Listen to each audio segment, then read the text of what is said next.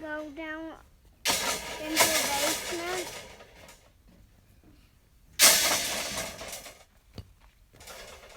Once you get done putting those down, could you go into the basement?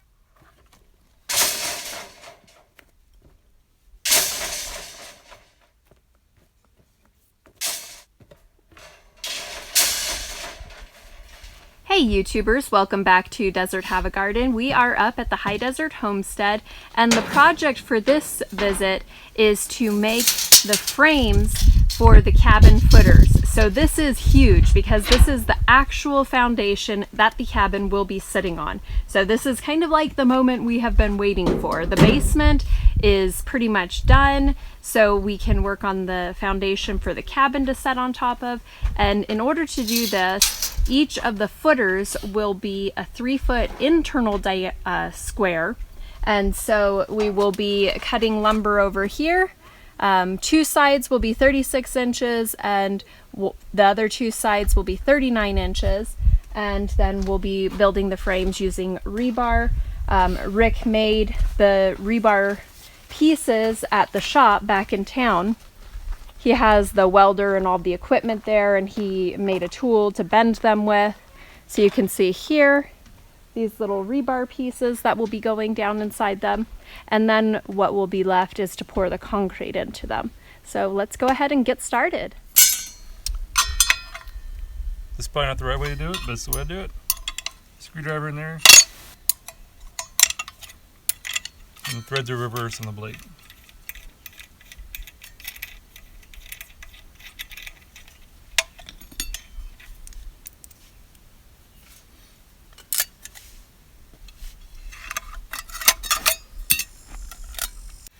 I'm gonna break this centerpiece out.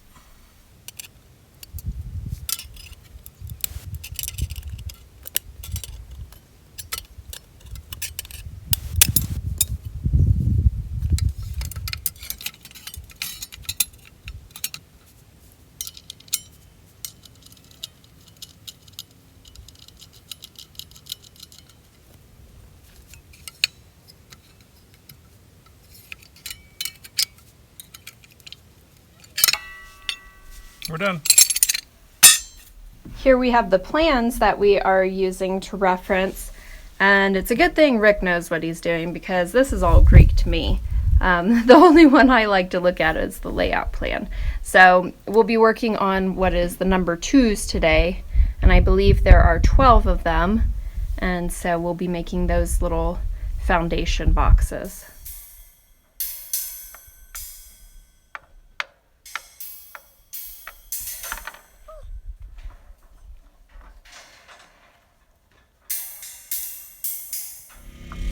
I totally hate it when this happens. So we made a big underestimation of how many stakes we had here, and we need these to make the forms. So we need actually about 6 to make each footer, and there's 12 footers, and we only have enough to make 3 of them. So what we're going to do, I'm going to run back into town and go pick these up. Now that's like an hour and a half, hour and 45 turnaround time to do that, and while I'm doing that, Rick's going to be marking off all of the wood and cutting it and maybe getting started on building the 3 forms that we can do. So we're just gonna do it. Well, look at this. He got 11 of the frames done while I was on my trip into town, and so that only leaves 1 more left for him to build. Hopefully we can get that on camera. You can see these look very nice.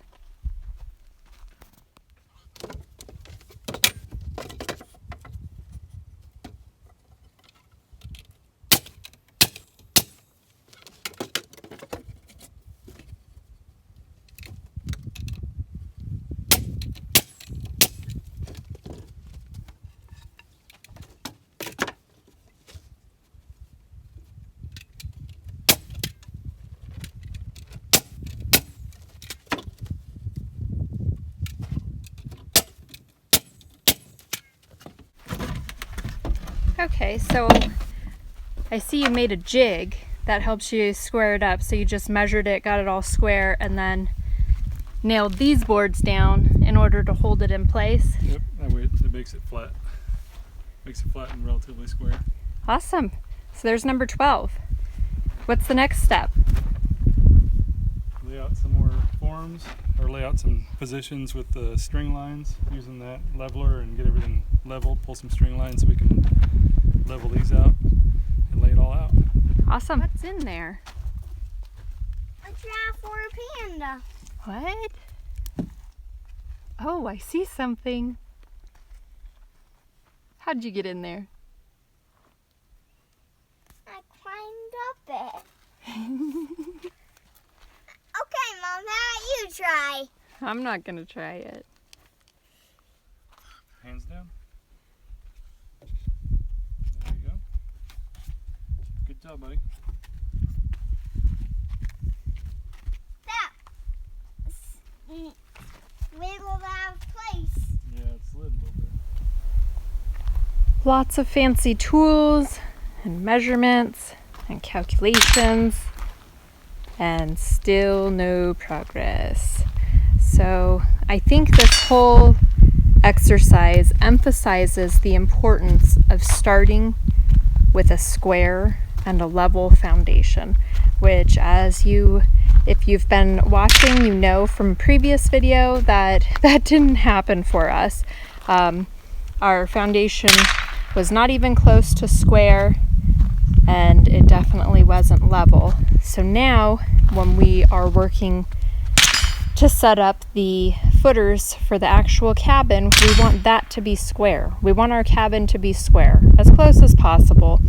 And so we have been measuring and remeasuring and running string line after string line using the 3-4-5 triangle, the Pythagorean theorem, trying to get this square. There is nothing square about the basement. So we are working off of this back corner right here and measuring out from it, trying to get the square. So we have one string line there running the other way, and then we have this string line here running this way. And try as we might, we can't get that square and still be the correct distance from both of these two walls. A little bit frustrating. So every time you change one distance of the string line, it changes everything. It changes the calculation. So we put it on hold for right now. We're enjoying a little bit of a cool breeze on a hot day, enjoying the trees and the clouds, and we'll go back to it a little bit later. But if at all possible, start with a square foundation. It'll make life easier for the rest of your build. Trust me on this one. Keegan's going to be trying out the .22 rifle with iron sights that his great-grandfather gave to Rick when Rick was pretty young, like Keegan's age, around 12, maybe 14 years old. And this one has iron sights. The .22 that Keegan has a scope on it, and that scope has been highly unreliable. So maybe he'll have a little bit better luck with this .22. Safety off.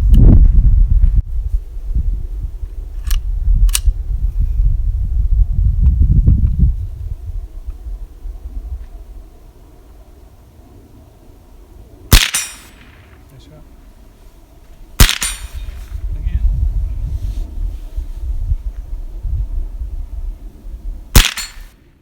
Safety on. So what do you think? Do you like that with the iron sights? Yeah. How many rounds does it take? 15. Well, this may be the saddest garden harvest ever. I'm choosing to be excited about it. So at least we're getting one tomato. And for size perspective, there's my hand. So this is an early girl tomato. It is supposed to be a medium-sized tomato, and it's very tiny right now, but we'll give it the benefit of the doubt. It's green, it can grow. There are other blossoms still on here next to it, as well as a little bit higher up on the plant. And the growing season isn't over yet. It's hot, it's the end of July. We've got time yet. And then we go over here to our world's smallest sunflower. There it is in all its glory. And look at that, there's a big old spider on it. Not sure if you could see that. I moved my hand because I didn't want to interrupt the spider. So yeah, a little tiny sunflower and a tomato. But that's what happens when you're not here to tend to your garden. I have seen people who live in this area who have extremely successful gardens and grow all kinds of stuff in this soil, even without much amending. And so I'm optimistic that if we were to spend a significant amount of time here, we could also have a really nice garden. But that is our progress for this week. Same spot.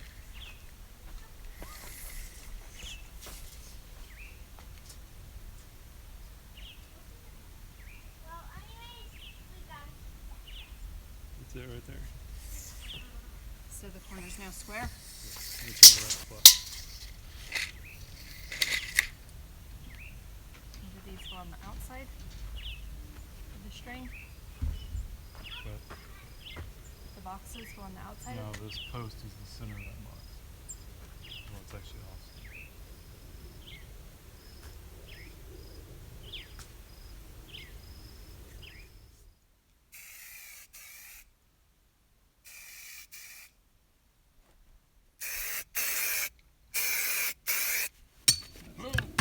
Swing and a miss.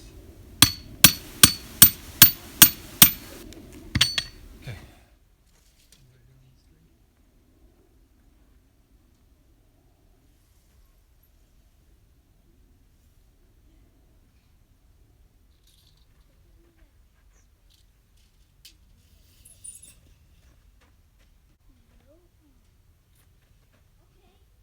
The next the tiny one. Good?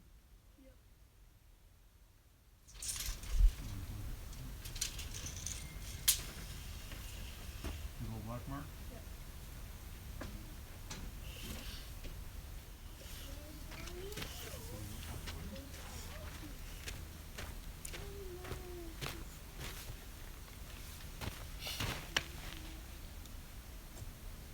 You're gonna give him some? Right, wait, back up a little bit. Are you on it, Keegan? Yeah. Right there. Here, let me see under your fingers.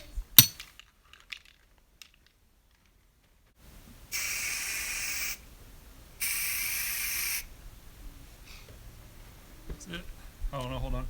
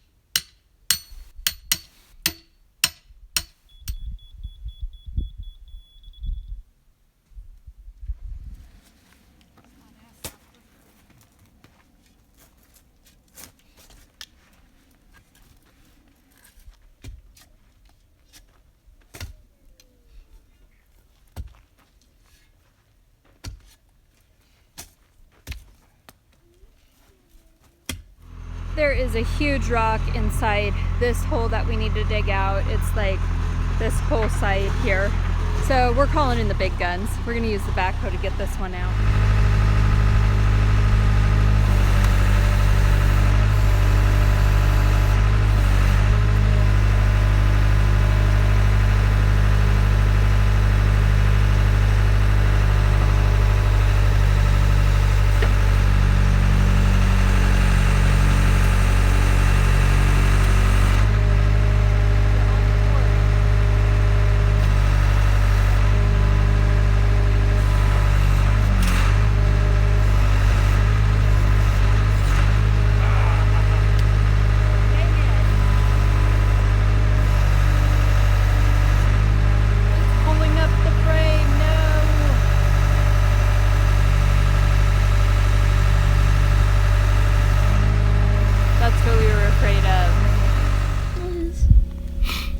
scorpion hanging out under the plywood.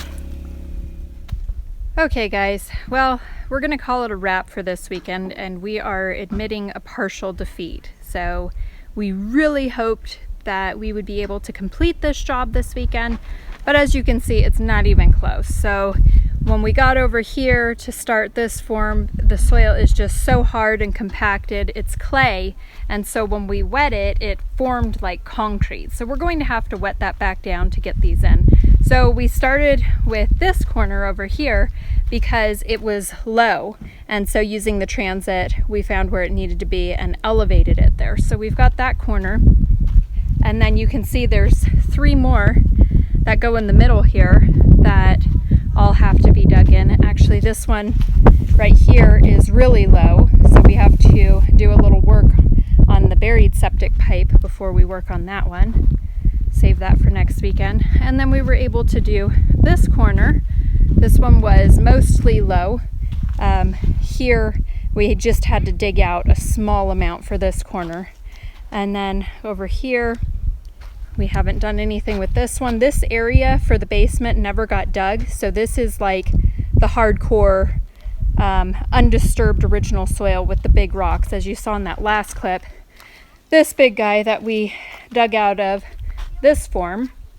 So this is the last one we were working on, but we already had the transit put away, and now because the rock lifted the form while we were pulling it out, we will have to run the transit again and make sure we get it back to level. But over here is the best news. So we have 2 in a row completed here, and this is where the basement hole was dug really wide over here. So that one was the most soft. We were able to dig that easily. This one was a little bit harder, but not bad. We were able to dig it. So out of all of the forms, we have what, 1, 2, 3, 4, 5 out of 12 completed, and we have our work cut out for us for our next visit. I hope you guys enjoyed this video. If you did, give us a thumbs up and subscribe for more updates in the future.